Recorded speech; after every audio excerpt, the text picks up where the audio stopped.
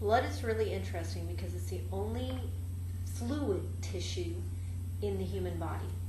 It's classified as a connective tissue because a lot of the blood is non-living matrix, plasma, and then there are some living cells within that plasma.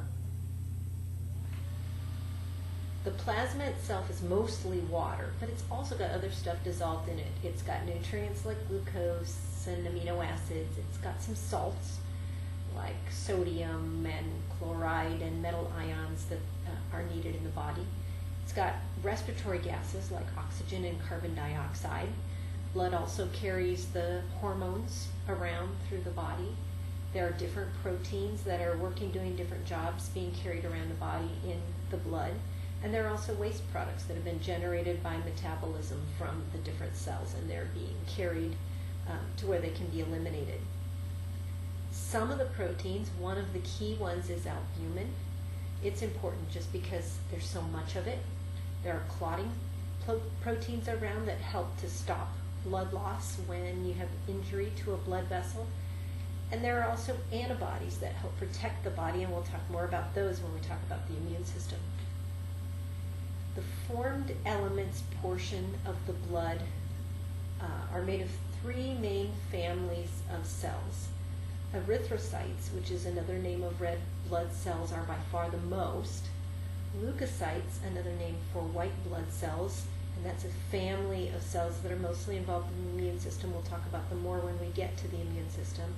And then platelets, which aren't technically cells, they're actually pieces of cells that are important in blood clotting.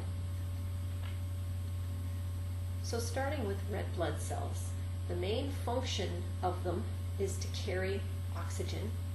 They have a very interesting disc structure, and they're pretty much essentially bags full of a particular protein called hemoglobin.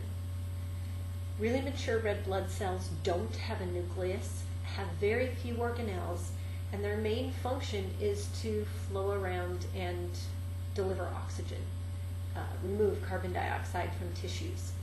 The main protein that's found in the cells are hemoglobin. That protein has iron in it, and it binds pretty strongly to oxygen, so it can bind oxygen and carry it to other places in the body. The next important kind of blood cell are white blood cells. These are really important in the immune system. They are complete cells. They have a nucleus. They have organelles.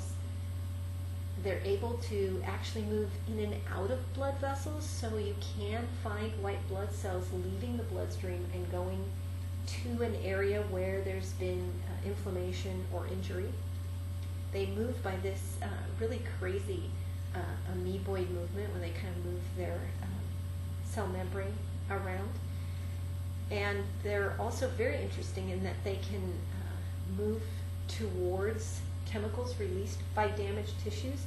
So in fact, damaged tissues or inflamed tissues can actually call the white blood cells in a way via releasing chemicals. The third major type of formed elements are platelets. They're actually formed from a cell called a megakaryocyte, a huge cell that ruptures into all these little pieces, and the little pieces are important for clotting. When a break in a blood vessel happens, the platelets become sticky and kind of pile up to plug off the hole in the blood vessel.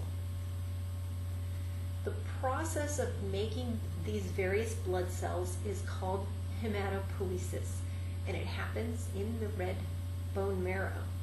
There's actually a common precursor parent cell called the hemocytoblast, and from that cell, depending on what hormone triggers it, it can make different kinds of blood cells. So a particular hormone would trigger it to make this type of blood cell, or a hormone could trigger it to make red blood cells, or to make platelets, or to make other kinds of white blood cells. Same parent cell, and depending on the hormone, it turns it on to make different cells. As the red blood cells mature and they're carrying oxygen around the body, they wear out pretty rapidly, about 100 to 120 days, because they can't make more protein, so they can't fix anything that gets worn out. So as soon as they get old, worn out, they're eliminated in the spleen or the liver. Basically, the spleen and the liver are looking for old, not quite right red blood cells, and they eliminate them. So if the blood cell count gets a little low, or oxygen delivery gets a little low, there is a hormone that is produced that triggers more red blood cells to be made. So the kidneys can produce more of this hormone, and when they sense low oxygen, and make more red blood cells so that the oxygen levels can be kept up.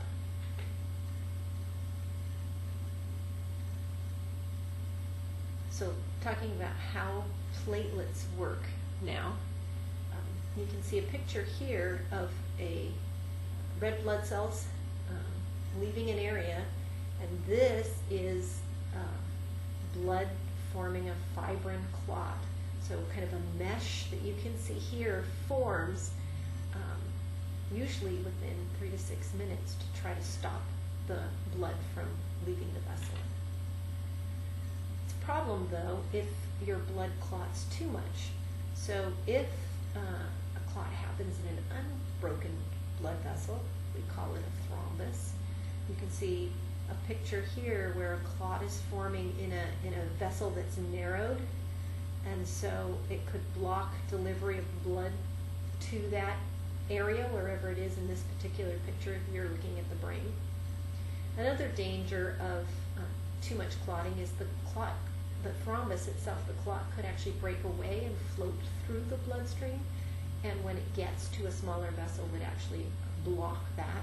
That's called an embolus. One of the key things that we do with blood is to type the blood.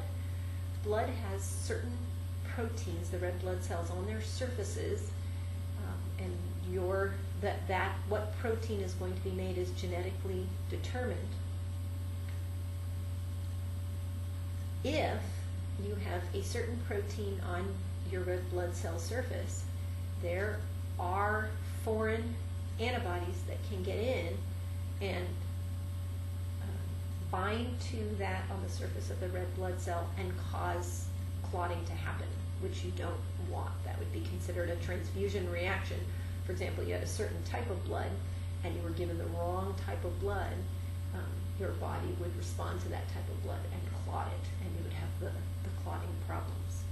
We can type blood by using a typing serum, and we're really looking for the presence of some antigens. So in this case, we can put an anti-A serum in, and if the red blood cells in that blood have the A type antigen on their surface, it will clump, and you know that you had type A blood. Same with B.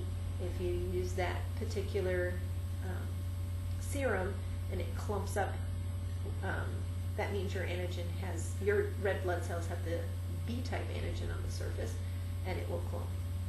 If that antigen isn't on the surface, it won't clump. So, for example, type O blood, if you add the anti-A serum, it won't clot. And if you add the anti-B serum, it won't clot. So you know you have type O blood. So that's sort of the test for figuring out what type of blood you have. Other than the A, B, and O type of blood, and the big concern with making sure that you don't get the wrong type of blood given to you, there's one other kind of blood group that is pretty interesting clinically, and that's the RH blood group. There's actually quite a few different RH blood groups, but the one we're most interested in is considered we call it RH positive or RH negative. This can be a problem in pregnancy if a woman does not have that factor on her red blood cells, but she fathers a child with a man who does have that factor, and the child that's developing in the womb has that factor.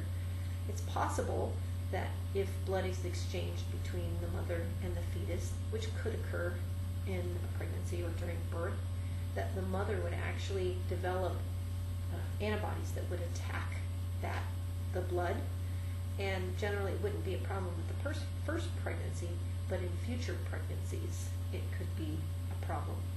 So that's why we're careful about whether a woman is Rh positive or negative when they give birth to a baby. Generally, if a woman is Rh negative, they'll just assume she might have that factor, and we now have something called RhoGAM that they can give the mother to make sure that her blood doesn't attack the baby's blood.